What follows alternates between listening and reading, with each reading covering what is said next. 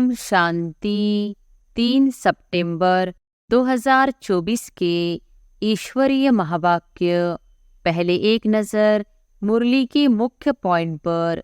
बाबा ने कहा, तुम रूहानी पैसेंजर्स हो, क्योंकि इस शरीर के साथ होना, रूह ही ट्रैवलिंग करेगी। शरीर तो यहाँ ही छोड़ देगी, बाकी रूह ही ट्रैवलिंग यात्रा करेगी। तुम्हारा बुद्धि योग घर और राजधानी में है, यह तो पक्का पक्का याद कर लो, क्योंकि यह तो गायन है, अंतमति सो गति। मुक्ति धाम में जाना तो सब चाहते हैं, परंतु उसका भी अर्थ नहीं समझते हैं। इनसे तंग नहीं होना है, क्योंकि यह बहुत वैल्यूबल शरीर है। इस शरीर द्वारा ही आत्मा को बाप से लॉटरी मिलती है। बाप को याद करते रहेंगे, तभी उस योग बल से पापों का बोझा उतरेगा। और फिर बाबा ने कहा, बाप तो आते ही है बगुलों के बीच, फिर तुमको हंस बनाते हैं। तुम अब हंस बने हो, मोती ही चुगते हो। देवताओं को हंस, असुरों को बगुला कहेंगे। अभी तुम किचड़ा छुड़ाए मोती चुगाते हो। तुमको ही पद्मा पदम भाग्यशाली कहते हैं। तुम्हारे पैर में छापा लगता है पद्मों का। मनुष्य यह तो समझते हैं ना, स्वर्ग था, परंतु कब था, फिर कैसे होगा, वह पता नहीं है। तुम बच्चे अभी रोशनी में आए हो, वह सब है अंधियारे में। क्राइस्ट अथवा बुद्ध को थोड़ी ही पतित पावन कहेंगे। गुरु वह जो सद्गति करे। यहाँ से वापिस जाने का रास्ता बतलाने वाला, सर्व का सद्गति करने वाला अकाल मूर्त एक ही बाप है। और फिर लास्ट में बाबा ने कहा, इस समय मनुष्य जो कुछ करते हैं वह रॉन्ग ही करते हैं, क्योंकि रावण की मत पर है ना, हर एक में 5 विकार है। अभी रावण राज्य है, वह सब भक्ति कर रहे हैं, तुम ज्ञान ले रहे हो। वह रात में है, तुम दिन में जाते हो, अर्थात स्वर्ग में। अब बाप ने ऑर्डिनेंस निकाला है, काम महाशत्रु है, इन पर जीत पाने से तुम जगज्जीत बन जाएंगे। आत्मा और शरीर 2 चीज है। आत्मा में ही मन बुद्धि है, शरीर तो जड़ है। पारधारी आत्मा बनती है, खूबी वाली चीज आत्मा है। तो अब बाप को याद करना है। कहते हैं फलाना स्वर्ग गया, यह कहना भी वास्तव में रॉन्ग है। निराकारी दुनिया को कोई हेवन नहीं कहा जाता है। और अब सुनते हैं महावाक्यों को विस्तार से। मुरली का सार। मीठे बच्चे, तुम्हें किसी भी पतित देहधारियों से प्यार नहीं रखना है, क्योंकि तुम पावन दुनिया में जा रहे हो। एक बाप से प्यार करना है। प्रश्न है, तुम बच्चों को किस चीज से तंग नहीं होना है और क्यों? उत्तर है, तुम्हें अपने इस पुराने शरीर से जरा भी तंग नहीं होना है, क्योंकि यह शरीर बहुत बहुत वैल्यूबल है। आत्मा इस शरीर में बैठ बाप को याद करके बहुत बड़ी लॉटरी ले रही है। बाप की याद में रहेंगे तो खुशी की खुराक मिलती रहेगी। ओम शांति। मीठे मीठे रूहानी बच्चे, अब दूर देश के रहने वाले, फिर दूर देश के पैसेंजर्स हो। हम आत्माएं हैं और अभी बहुत दूर देश जाने का पुरुषार्थ कर रहे हैं। यह सिर्फ तुम बच्चे ही जानते हो कि हम आत्माएं दूर देश की रहने वाली है, और दूर देश में रहने वाले बाप को भी बुलाते हैं कि आ करके हमको भी वहाँ दूर देश में ले जाओ। अब दूर देश का रहने वाला बाप तुम बच्चों को वहाँ ले जाते हैं। तुम रूहानी पैसेंजर्स हो, क्योंकि इस शरीर के साथ होना, रूह ही ट्रैवलिंग करेगी। शरीर तो यहाँ ही छोड़ देगी, बाकी रूह ही ट्रैवलिंग यात्रा करेगी। रूह कहाँ जाएगी? अपने रूहानी दुनिया में। यह है जिस्मानी दुनिया, वह है रूहानी दुनिया। बच्चों को बाप ने समझाया है, अब घर वापिस जाना है, जहाँ से पाठ बजाने यहाँ आए हैं। यह बहुत बड़ा मांडवा अथवा स्टेज है।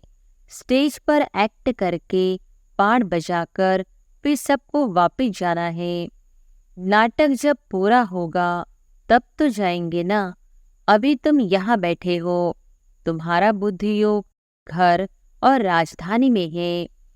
यह तो पक्का पक्का याद कर लो, क्योंकि यह तो गायन है अंतमति सो गति।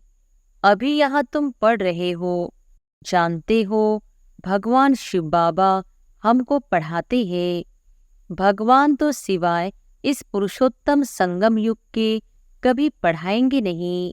सारे 5000 वर्ष में निराकार भगवान बाप एक ही बार आकर पढ़ाते हैं।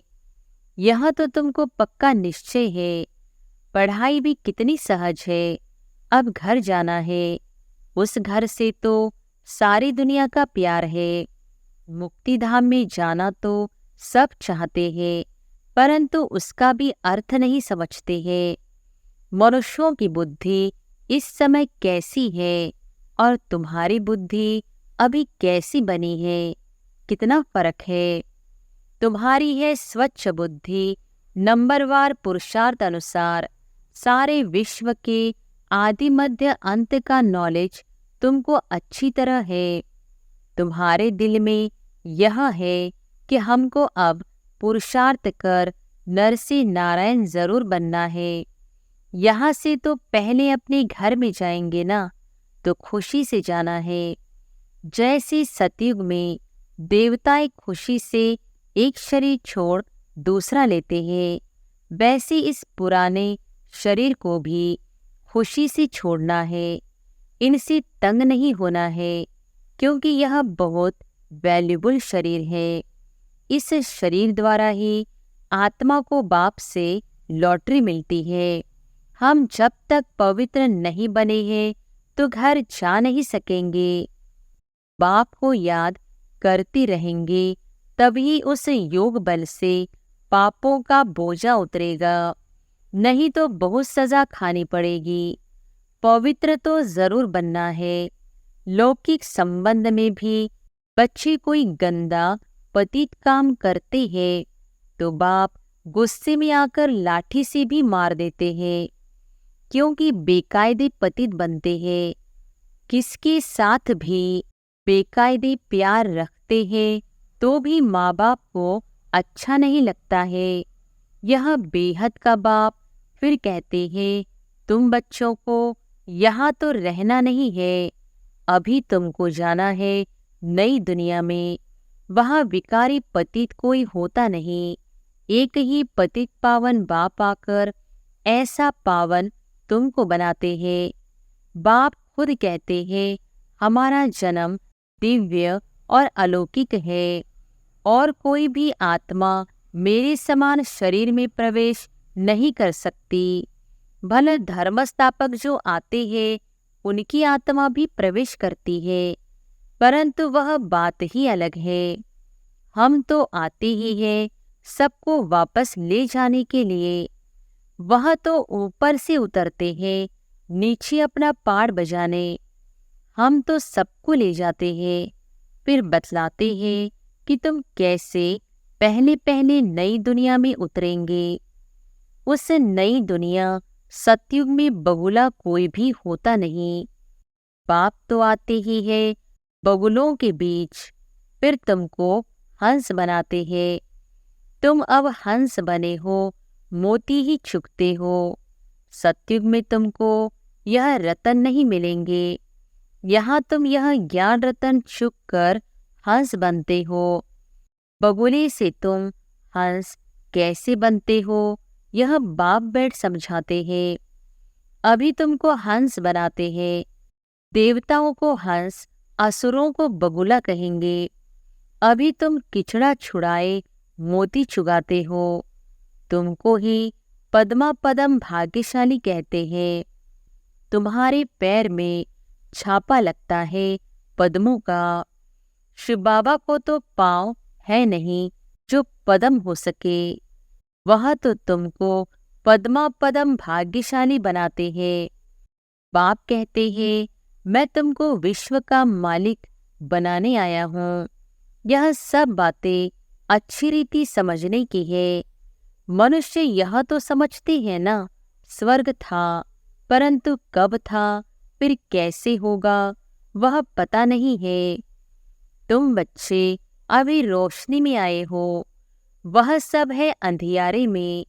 यह लक्ष्मी नारायण विश्व के मालिक कब कैसे बने, यह पता ही नहीं है। 5000 वर्ष की बात है। बाप बैठकर समझाते हैं, जैसे तुम आते हो पाड़ बजाने, वैसे मैं भी आता हूँ। तुम निमंत्रण देकर बुलाते हो, हे बाबा, हम पतितों को आकर पावन बनाओ, और किसको भी ऐसे कभी नहीं कहेंगे। अपने धर्म स्थापक को भी ऐसे नहीं कहेंगे कि आकर सबको पावन बनाओ। क्राइस्ट अथवा बुद्ध को थोड़ी ही पतित पावन कहेंगे। गुरु वह जो सद्गति करे, वह तो आते हैं, उनके पिछाड़ी सबको नीचे उतरना है। यहाँ से वापिस जाने का रास्ता बतलाने वाला, सर्व का सद्गति करने वाला अकाल मूर्त एक ही बाप है।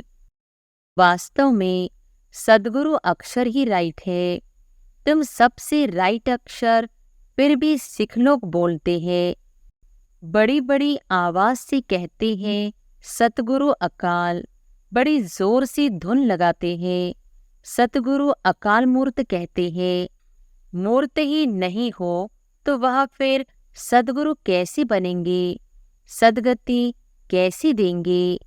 वह सद्गुरु स्वयं ही आकर अपना परिचय देते हैं, मैं तुम्हारे मिसल जन्म नहीं लेता हूँ। और तो सब शरीरधारी बैठ सुनाते हैं, तुमको अशरीरी रूहानी बाप बैठ समझाते हैं। रात दिन का फर्क है। इस समय मनुष्य जो कुछ करते हैं वह रॉन्ग ही करते हैं, क्योंकि रावण की मत पर है ना, हर एक में 5 विकार है। अभी रावण राज्य है। यह बातें डिटेल में बाप बैठ समझाते हैं, नहीं तो सारी दुनिया के चक्र का मालूम कैसी पड़े। यह चक्र कैसी फिरता है, मालूम पड़ना चाहिए ना। यह भी तुम नहीं कहते हो कि बाबा समझाओ, आप पे ही बाप समझाते रहते हैं। तुमको एक भी प्रश्न पूछने का नहीं रहता। भगवान तो बाप है, बाप का काम है सब कुछ आप पे ही सुनाना, आप पे ही सब कुछ करना। बच्चों को स्कूल में बाप आप पे ही बिठाते हैं, नौकरी पर लगाते हैं, फिर उनको कहते हैं 60 वर्ष बाद यह सब छोड़ भगवान का भजन करना, वेद शास्त्र आदि पढ़ना, पूजा करना। तुम आधा कल्प पुजारी बने, फिर आधा कल्प के लिए पूज्य बनते हो। पवित्र कैसी बनो, उसके लिए कितना सहज समझाया जाता है। फिर भक्ति बिल्कुल छूट जाती है। वह सब भक्ति कर रहे हैं, तुम ज्ञान ले रहे हो। वह रात में है, तुम दिन में जाते हो, अर्थात स्वर्ग में। गीता में लिखा हुआ है मन मना भव। यह अक्षर तो मशहूर है, गीता पढ़ने वाले समझ सकते हैं। बहुत सहज लिखा हुआ है। सारी आयु गीता पढ़ते आए हैं, कुछ भी नहीं समझते। अब वही गीता का भगवान बैठ सिखलाते हैं तो पतित से पावन बन जाते हैं। अभी हम भगवान से गीता सुनते हैं, फिर औरों को सुनाते हैं, पावन बनते हैं। बाप के महावाक्य है ना, यह है वही सहज राजयोग। मनुष्य कितने अंधश्रद्धा में डूबे हुए हैं, तुम्हारी तो बात ही नहीं सुनते हैं। ड्रामा अनुसार उन्हों की भी जब तकदीर खुले तभी आ सके। तुम्हारे पास तुम्हारे जैसी तकदीर और कोई धर्म वालों की नहीं होती। बाप ने समझाया है, यह तुम्हारा देवी देवता धर्म बहुत सुख देने वाला है। तुम भी समझते हो, बाप ठीक कहते हैं। शास्त्रों में तो वहां भी कल से रावण आदि बैठ दिखाए हैं। वहां के सुख का तो कोई को पता ही नहीं है। भले देवताओं को पूछते हैं, परंतु बुद्धि में कुछ नहीं बैठता। अब बाप कहते हैं, बच्चे मुझे याद करते हो? ऐसे कभी सुना कि बाप बच्चे को कहे कि तुम मुझे याद करो? लौकिक बाप कभी ऐसे याद कराने का पुरुषार्थ कराते हैं क्या? यह बेहद का बाप बैठ समझाते हैं। तुम सारे विश्व के आदि मध्यांतों को जानकर चक्रवर्ती राजा बन जाएंगे। पहले तुम जाएंगे घर, फिर आना है पारधारी बनकर। अभी किसको भी पता नहीं पड़ेगा कि यह नई आत्मा है या पुरानी आत्मा है। नई आत्मा का नामाचार जरूर होता है। अभी भी देखो, कोई कोई का कितना नामाचार होता है। मनुष्य ढेर आ जाते हैं, बैठे बैठे अनायास ही आ जाते हैं, तो वह प्रभाव पड़ता है। बाबा भी इसमें अनायास ही आते हैं, तो वह प्रभाव पड़ता है। वह भी नई आत्मा आती है तो पुरानों पर प्रभाव होता है। टाल टालियां निकलती जाती है तो उनकी महिमा होती है। किसको पता नहीं रहता है कि इनका नामाचार क्यों है। नई आत्मा होने से उनमें कशिश होती है। अभी तो देखो, कितने ढेर झूठे भगवान बन गए हैं। इसलिए गायन है, सच की बेड़ी हिलती डुलती है, लेकिन डूबती नहीं है। तूफान बहुत आते हैं, क्योंकि भगवान खिवैया है ना। बच्चे भी हिलते हैं, नाव को तूफान बहुत लगते हैं। और सत्संगों में तो ढेर जाते हैं, परंतु वहाँ कभी तूफान आदि की बात नहीं आती। यहाँ अबलाओं पर कितने अत्याचार होते हैं, परंतु फिर भी स्थापना तो होनी है। बाप बैठ समझाते हैं, हे आत्माएं, तुम कितना जंगली कांटे बन पड़े हो। दूसरों को कांटा लगाते हो तो तुमको भी कांटा लगता है। रिस्पॉन्ड तो हर बात का मिलता है।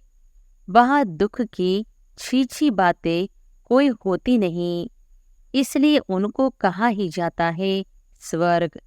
मनुष्य स्वर्ग और नरक कहते हैं, परंतु समझते नहीं है। कहते हैं फलाना स्वर्ग गया। यह कहना भी वास्तव में रॉन्ग है। निराकारी दुनिया को कोई हेवी नहीं कहा जाता है, वह है मुक्तिधाम। यह फिर कहते हैं स्वर्ग में गया। अभी तुम जानते हो, यह मुक्तिधाम आत्माओं का घर है। जैसे यहाँ घर होते हैं, भक्ति मार्ग में जो बहुत धनवान होते हैं तो कितने ऊंचे मंदिर बनाते हैं। शिव का मंदिर देखो कैसी बनाया हुआ है। लक्ष्मी नारायण का भी मंदिर बनाते हैं तो सच्चे जेवर आदि कितने होते हैं, बहुत धन रहता है। अभी तो झूठ हो गया है। तुम भी आगे कितने सच्चे जेवर पहनते थे। अभी तो गवर्नमेंट की डर से सच्चा छिपाए झूठ पहनते रहते हैं। वहाँ तो है सच ही सच, झूठा कुछ भी होता नहीं। यहाँ सच्चा होते भी छिपाकर रख देते हैं। दिन प्रतिदिन सोना महंगा होता रहता है। वहाँ तो है ही स्वर्ग। तुमको सब कुछ नया मिलेगा। नई दुनिया में सब कुछ नया, अकीचार अथाह धन था। अभी तो देखो, हर एक चीज कितनी महंगी हो गई है। अभी तुम बच्चों को मूल वतन से लेकर सब राज समझाया है। मूल वतन का राज बाप बिगर कौन समझाएंगे। तुमको भी फिर टीचर बनना है। गृहस्थ व्यवहार में भी भला रहो। कमल फूल समान पवित्र रहो। औरों को भी आप समान बनाएंगे तो बहुत ऊंचे पद पा सकते हैं। यहाँ रहने वालों से भी वह ऊंच पद पा सकते हैं। नंबरवार तो है ही, बाहर में रहते हुए भी विजयमाला में पिरो सकते हैं। हफ्ते का कोर्स ले, फिर भला विलायत में जाए, वह कहाँ भी जाए, सारी दुनिया को भी मैसेज मिलना है। बाप आए हैं, सिर्फ कहते हैं मामिकम याद करो। वह बाप ही लिबरेटर है, गाइड है। वहाँ तुम जाएंगे तो अखबार में भी बहुत नाम हो जाएगा। दूसरों को भी यह बहुत सहज बात लगेगी। आत्मा और शरीर दो चीज है। आत्मा में ही मन बुद्धि है, शरीर तो जड़ है। पारधारी आत्मा बनती है, हॉबी वाली चीज आत्मा है। तो अब बाप को याद करना है। यहाँ रहने वाले इतना याद नहीं करते हैं जितना बाहर वाले करते हैं।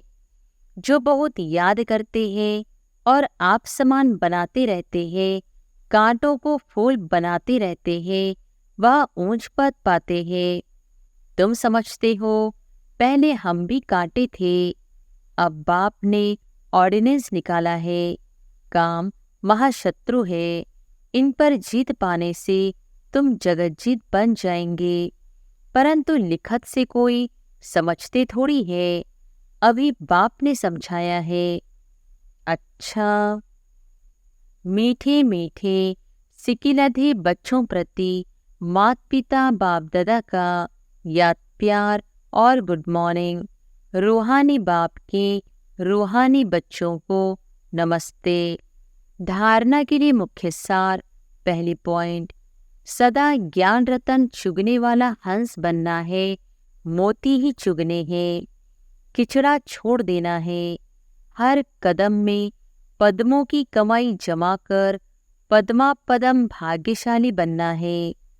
दूसरी पॉइंट, ऊंच पद पाने के लिए टीचर बनकर बहुतों की सेवा करनी है। कमल फूल समान पवित्र रहे, आप समान बनाना है, कांटों को फूल बनाना है। वरदान है, तेरे मेरे की हलचल को समाप्त कर, रहम की भावना इमर्ज करने वाले मर्सीफुल भव। तेरे मेरे की हलचल को समाप्त कर, रहम की भावना इमर्ज करने वाले मर्सीफुल भव। समय प्रति समय कितनी आत्माएं दुख की लहर में आती है। प्रकृति की थोड़ी भी हलचल होती है, आपदाएं आती है तो अनेक आत्माएं तड़पती है, मर्सी रहम मांगती है। तो ऐसी आत्माओं की पुकार सुन रहम की भावना इमर्ज करो। पूज्य स्वरूप मर्सीफुल का धारण करो। स्वयं को संपन्न बना लो तो यह दुख की दुनिया संपन्न हो जाए। अभी परिवर्तन की शुभ भावना की लहर तीव्र गति से फैलाओ तो तेरे मेरे की हलचल समाप्त हो जाएगी। स्लोगन है, व्यर्थ संकल्पों की हथौड़ी से समस्या के पत्थर को तोड़ने के बजाय हाई जंप दे समस्या रूपी पहाड़ को पार करने वाले बनो। अच्छा, ओम शांति।